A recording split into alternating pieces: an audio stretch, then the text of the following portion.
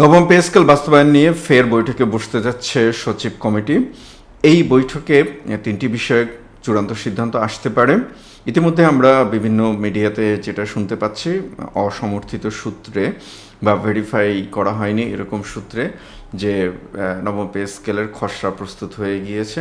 যাই হোক, যেহেতু আজকে বুধবার আমি যখন ভিডিওটি করছি, তাহলে আগামীকালকে বৃহস্পতিবার, আমরা আশা করছি সোমবার মঙ্গলবারের দিকে বৈঠকটি অনুষ্ঠিত হতে পারে। এই বৈঠকটি অনুষ্ঠিত হওয়ার পর মন্ত্রিপরিষদে এই চূড়ান্ত খসড়া বা সুপারিশগুলো প্রেরণ করা হবে। এরপর মন্ত্রিপরিষদ যাচাই বাছাইয়ের পর মাননীয় প্রধানমন্ত্রী বরাবর প্রেরণ করা হবে এবং মাননীয় প্রধানমন্ত্রী যদি সদয় অনুমোদন দেয়, এরপরে সেই কাঙ্ক্ষিত গেজেট প্রকাশিত হবে এবং এরপরে আমরা বর্ধিত বেতন হাতে পেতে পারি, যদিও সেটা হাতে পেতে পেতে আরও কয়েক মাস সময় লেগে যেতে পারে। এখন প্রশ্ন হলো, বিভিন্ন পেপার পত্রিকা মিডিয়া যে নিউজগুলো করলো, আমি অনেকগুলো নিউজ দেখেছি যে সেখানে যে পে স্কেল কার্যকর, কিন্তু আমরা যারা সরকারি চাকরি করি বা আমরা যারা এই বিষয়ে খবরাখবর রাখি, আমরা কেউই জানলাম না। যদিও এই ধরনের একটি নিউজ আমিও একটি শর্টস আকারে শেয়ার করেছি, সেটা অনেকটা আপনাদেরকে খুশি করার জন্য। যাই হোক, সব কিছু মিলিয়ে এখন বিষয়টা হলো যে আগামী যে সচিব কমিটির বৈঠক হবে, সেই বৈঠকটাকে কি সত্যিকার অর্থে চূড়ান্ত সিদ্ধান্ত আসবে, এবং যেমনটা বলা হয়েছিল জুলাইয়ের মাঝামাঝি পে স্কেলের গেজেট প্রকাশিত হতে পারে। এই সমস্ত বিষয় নিয়ে কথা বলবো। আসসালামু আলাইকুম, যেখান থেকে আমাদের ভিডিও দেখছেন, আমার পাঠঘরে আপনাদেরকে আরও একবার স্বাগতম। পে স্কেল নামা অর্থাৎ পে স্কেল নিয়ে আলোচনা। আজকে যখন এই নিউজটি করি, তখন অনেক বিভিন্ন ব্যক্তি বা সোর্সের সাথে যখন কথা বলছিলাম, তারা আমি বরাবর যেটা বলি সেটাই অপেক্ষা করতে হবে। কিন্তু মেইন স্ট্রিম মিডিয়া সব বিভিন্ন মিডিয়াতে, যেমনটা আপনারা স্ক্রিনে দেখতে পাচ্ছেন, যে পে স্কেল কার্যকর। সো আমি ভাবতেছিলাম, আমি একটু ব্যস্ত ছিলাম আজকে, যে আমি ভাবতেছিলাম যে সত্যি কি পে স্কেল কার্যকর হয়ে গেল। আসলে বিষয়টা তেমনটি নয়। যদিও 2026-27 অর্থ বছরে পে স্কেল বাস্তবায়নের জন্য বাজেট বরাদ্দ রাখা হয়েছে, তো সেক্ষেত্রে মোটামুটি আমরা ধরে নিতে পারি যে পূর্বে যেরকমটা বলা হয়েছিল 1 জুলাই থেকে পে স্কেল কার্যকর হবে। কিন্তু পে স্কেল কার্যকরের সর্বশেষ পদক্ষেপের একটি, একদম শেষের দিকের পদক্ষেপের একটি গেজেট, সেই গেজেট এখন পর্যন্ত কবে নাগাদ প্রকাশিত হবে সেই বিষয়ে নির্দিষ্ট করে দিন তারিখক্ষণ ঠিক হয়নি। আমরা যেমনটা জেনেছিলাম বা আগেও আপনাদেরকে নিউজ দিয়েছিলাম, সেটা হচ্ছে 1 জুলাইয়ের মাঝামাঝি গেজেট প্রকাশিত হতে পারে। তো সেক্ষেত্রে সব কিছু মিলিয়ে আনুষঙ্গিক হিসেব নিকেশ বা বিভিন্ন বিধি বা সার্বিক সব কিছু মিলিয়ে হয়তো বা আমাদের সেপ্টেম্বর অক্টোবর পর্যন্ত যেতে পারে। আর আমার ব্যক্তিগত মত যদি জিজ্ঞেস করেন, মেবি জানুয়ারি থেকে, অর্থাৎ 2027-এর জানুয়ারি মাস থেকেই আমরা ইনশাল্লাহ বর্ধিত বেতন ভাতা হাতে পাবো এবং পেছনে যে মাসগুলো থাকবে সেই মাসগুলোর বকেয়া হিসেবে পাবো। এবং আপনাদের জ্ঞাতার্থে আরেকটি বিষয় আমি জানিয়ে রাখি, সেটি হচ্ছে যে এখন পর্যন্ত যেহেতু গেজেট পাস হয়নি, সুতরাং জুলাই মাস যেহেতু, এবং জুলাই মাসে ইনক্রিমেন্ট যোগ হওয়া শুরু করবে। আমি ঠিক বলতে পারবো না যে আজকে পর্যন্ত, যেহেতু আজকে ব্যাংক বন্ধ এবং যদিও সরকারি অফিস আদালত খোলা আছে, ব্যাংক হলিডে, তো সেক্ষেত্রে হয়তো বা আগামী সপ্তাহ থেকে বা তার পরের সপ্তাহ থেকে আইবিএসে আমাদের ইনক্রিমেন্ট অটোমেটিক্যালি যোগ হওয়া শুরু করবে। তো সব কিছু মিলিয়ে এখন প্রশ্নটা হলো, তাহলে গেজেটটা কবে প্রকাশিত হবে, আর বিভিন্ন মিডিয়াগুলো যে খবরটা দিয়েছিল সেই খবরটার সোর্সটা কি। এই ফ্যাক্ট আমি একটু বলে রাখি যে আমি এরকম একটি শর্টস দিয়েছি,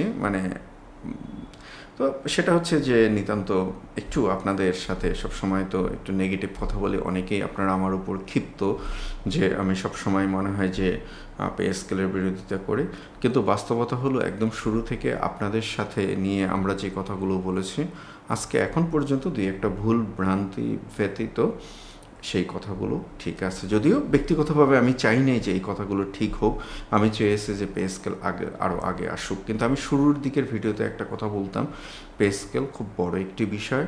আমরা যেরকম শুধুমাত্র 2টি শব্দ উচ্চারণ করি, ঠিক 2টি শব্দ না, অনেক কিছু এর সাথে জড়িত থাকে।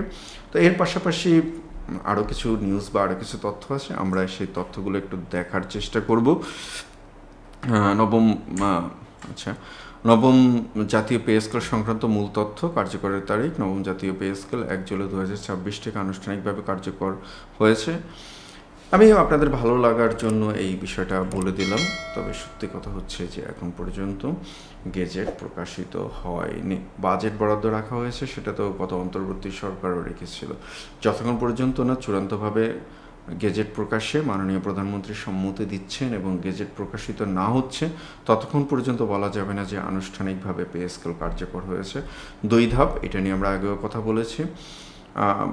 এবং আমার কাছে যেটা মনে হয় যে একমাত্র আপনাদের পাঠঘরই মনে হয় ওই সময়গুলোতে যখন 3 ধাপের কথা উঠেছিল, তখন সবচেয়ে জোরালোভাবে বলেছিল এবং যুক্তি দিয়ে বলেছিল যতটুকু সম্ভব যে 3 ধাপে বাস্তবায়ন, অর্থাৎ মূল বেসিক বৃদ্ধি। 2 ধাপে এটা অনেকটাই অবাস্তব এবং খুব জটিল একটি প্রক্রিয়া হবে। তো সেই জায়গা থেকে শেষ পর্যন্ত সরকার সরে এসেছেন এই জটিলতা পরিহারের জন্য। এখন অনেকে প্রশ্ন করবেন সোর্স কি ভাই, পুরোনো ভিডিওগুলোতে দেওয়া আছে, একটু দেখে নেবেন, আর যদি একান্তই না পান তাহলে আমাকে জানাবেন। 3 ধাপের প্রস্তাবনা বাতিল, এইটা যেটা বাতিল সেটা নিয়ে আর আমরা কথা বলবো না। গ্রেড ভিত্তিক বেতন হার, আমি জাস্ট নিউজগুলো যখন স্ক্রল করছিলাম, এখনও তারা সেই 130, 135 ওই জায়গাটাতে আছে। তো 130 বা 35 ওই জায়গাটাতে, তো সেইখানে আমি আজকেও বিভিন্ন সোর্স থেকে যে তথ্য নেওয়ার চেষ্টা করেছি, আমি ওই জায়গাটাতে থাকবো। মূল বেসিক বৃদ্ধি মোটামুটি 100%-এর কাছাকাছি থাকছে, তবে নিচের দিকের গ্রেডে যারা আছেন তাদেরটা একটু বেশি বাড়তে পারে।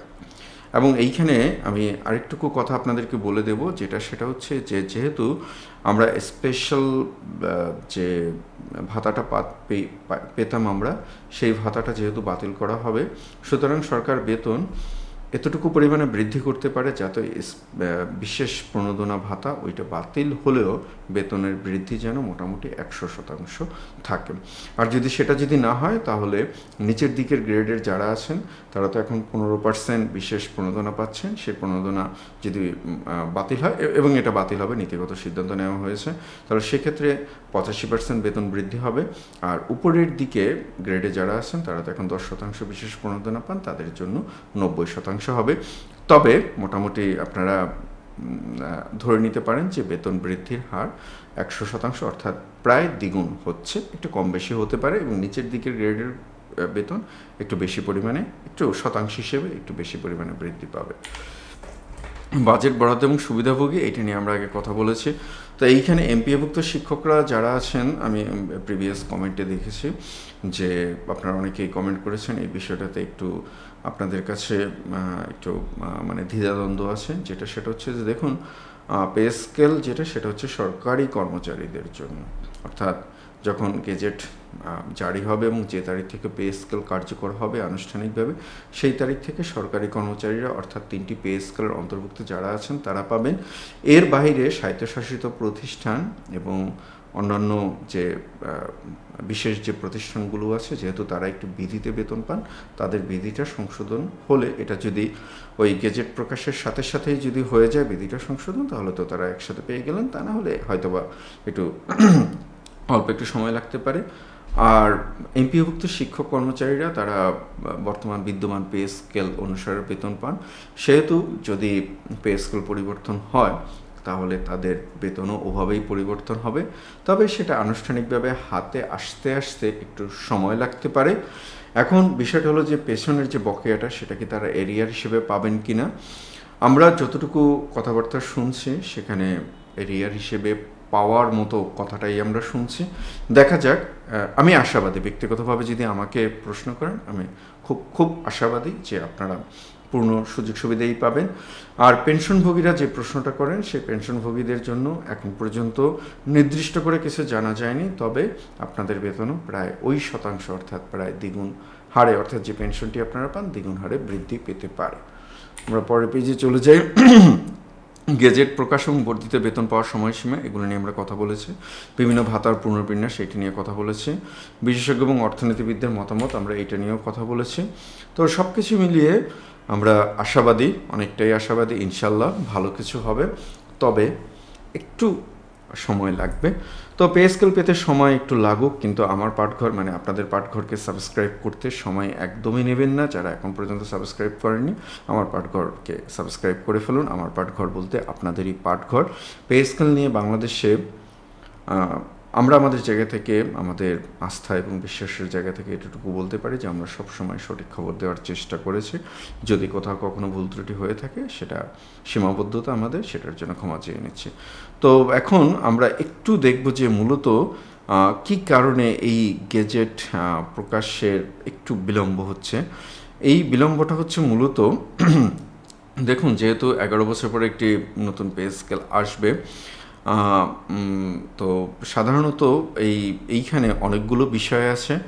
অনেকগুলো বিষয় থাকার কারণে, যেমন আমরা যদি বলি যে প্রথমত হচ্ছে গেজেটটা প্রকাশিত হতে হবে, এবং গেজেট প্রকাশিত হওয়ার পর আপনার আমাদের আইভিএসে যে তথ্য, অর্থাৎ পে ফিক্সেশনের যে বিষয়গুলো, সেই বিষয়গুলো পরিবর্তন করতে হবে, এবং সেই বিষয়গুলো পরিবর্তন করার পর সরকারি যে নীতিগত সিদ্ধান্ত, অর্থাৎ অর্থ বরাদ্দ, সেই অর্থ বরাদ্দের সংস্থান, যেহেতু আমরা ঘাটতি বাজেটে থাকি, তো মোটামুটি এই 3 কারণে অর্থ বরাদ্দ হয়ে গিয়েছে, কিন্তু অর্থ বরাদ্দের উৎস তো সেটা, তো সব কিছু মিলিয়ে আমরা একটু অপেক্ষা করি। আর ফাইনালি একটু আপনাদেরকে বলে রাখি যে বিভিন্ন পেপার পত্রিকাতে যে শতাংশ হারে বেতন বৃদ্ধির হার দেখছেন 136, 137, সেটা একটু নাও হতে পারে।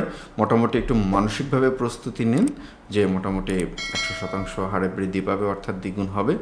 তো সুতরাং তখন একটু হতাশ কম হবে। তো সব কিছু মিলিয়ে প্রিয় সহকর্মীরা, আপনাদের মতামত কি? যেমনটা আপনারা নিউজে দেখছেন, পে স্কেল কার্যকর হয়ে গিয়েছে। আমি অন্তত পাইনি বেতন বৃদ্ধির কোনো খবর। আপনারা পেয়েছেন কিনা অবশ্যই কমেন্টে জানাবেন। আর সচিব কমিটির যে বৈঠক, সেই বৈঠক থেকে কি চূড়ান্ত সিদ্ধান্ত আসবে, নাকি আমরা আবারও শুনব নতুন আরও একটি বৈঠকের দরকার বা একাধিক বৈঠকের দরকার? সব কিছু মিলিয়ে আপনারা কতটা আশাবাদী যে জুলাইয়ের মাঝামাঝি পে স্কেলের গেজেট পাবেন, অবশ্যই কমেন্টে জানাবেন। সবার জন্য শুভকামনা, ভালো থাকবেন। ইনশাল্লাহ আবারও দেখা হবে আপনাদের সাথে। আসসালামু আলাইকুম।